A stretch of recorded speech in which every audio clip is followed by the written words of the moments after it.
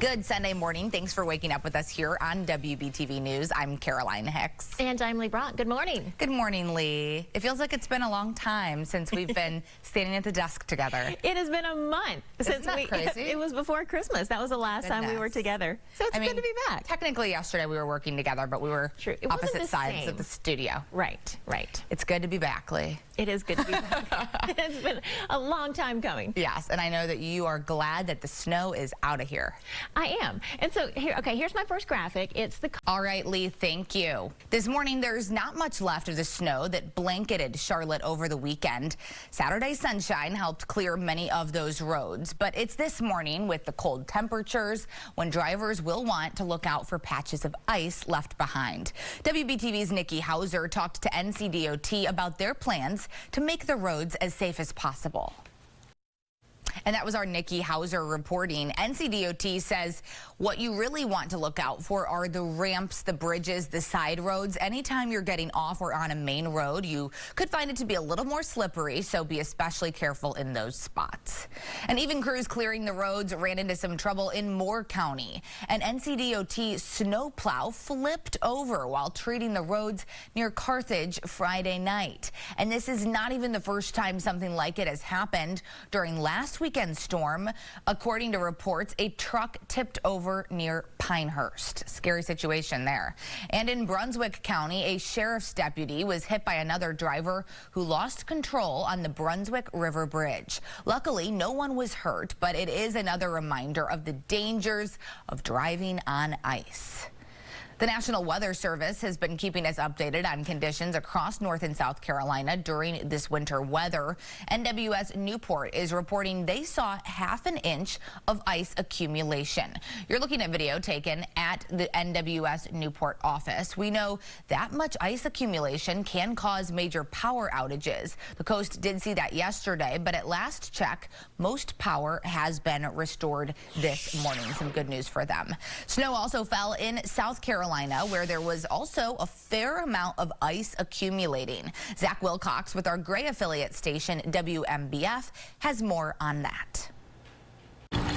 There are some unusual sights in Horry County on the roads this weekend, like chunks of ice flying off of cars. That's why I want to make sure that I'm all stocked up and ready to go on this wiper fluid here for my work car. But as the temperature started to warm up and that ice started to melt, some people felt comfortable getting back out there before it refreezes again. We just come out and just see if we had any snow on the ground, and it wasn't that but ice. Brian Rhodes was hoping he'd step out and see some snow on the ground for more than just the pictures. If it were snow instead of ice, he'd feel a little more comfortable getting out of the house for more than just a quick grocery run. I don't try to get out a whole lot, especially if it's ice. I wouldn't worry about it if it was snow as bad as if it was ice. SCDOT Communications Director Pete Poore says although the roads seemed relatively dry and safe Saturday afternoon, Sunday morning could be a different story. As it gets warmer, the water starts running across the highway, the road beds, and then the temperature drops at night and you've got black ice. In preparation for that, SCDOT brought 300 tons of road salt to its Horry County branch Saturday morning. Most of that will head to the primary roads, bridges, and overpasses. Horry County Emergency Management spokesperson Thomas Bell says the storm itself went so well, the county is optimistic the rest of the weekend will be a breeze. And a cold one at that. I've not received any reports of roads being blocked. There were really no increased call volumes for our public safety partners. So overall, for a severe ice event, it turned out pretty well for the county.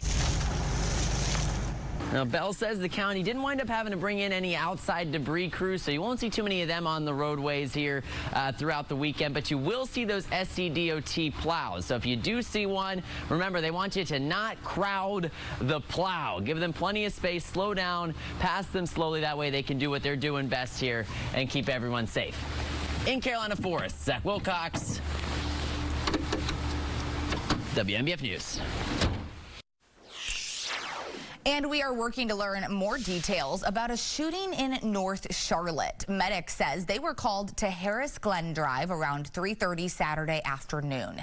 They took one person to the hospital with serious injuries. We will update you as we learn more. Meanwhile, a church in Greensboro is asking for help in getting their stolen bell returned to them. Surveillance video shows two people driving up to Grace Baptist Church and then leaving the property with the bell dragging behind their car.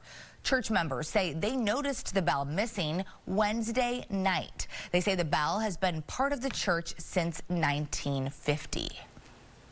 I would just like to say, bring us the bell back. We would forgive them, but it just means a lot to a lot of people who've been here a long time. Some church members say they are offering to collect money as a reward for the return of that bell. If you know anything about the theft, you are asked to call Greensboro Police. This weekend marks the public opening for NASCAR's new Hall of Honor exhibit. The Hall of Fame's new exhibit opened with the class of 2021 nominees, including Dale Earnhardt Jr. It's all part of a week-long celebration to honor the 2021 Hall of Fame nominees and all of their accomplishments. You're looking to tell the story for somebody who is a huge fan of Dale Earnhardt Jr., that knows his story, but also that may not know some elements of it. And if you have people that aren't familiar with whether it's Dale Jr. or Mike Stefanik, why are they in the NASCAR Hall of Fame? The National Hall of Fame says one of the key parts of each exhibit, the car chosen to be displayed, helps to highlight an iconic time in each nominee's history. This is a battle between the killers and New Yorkers.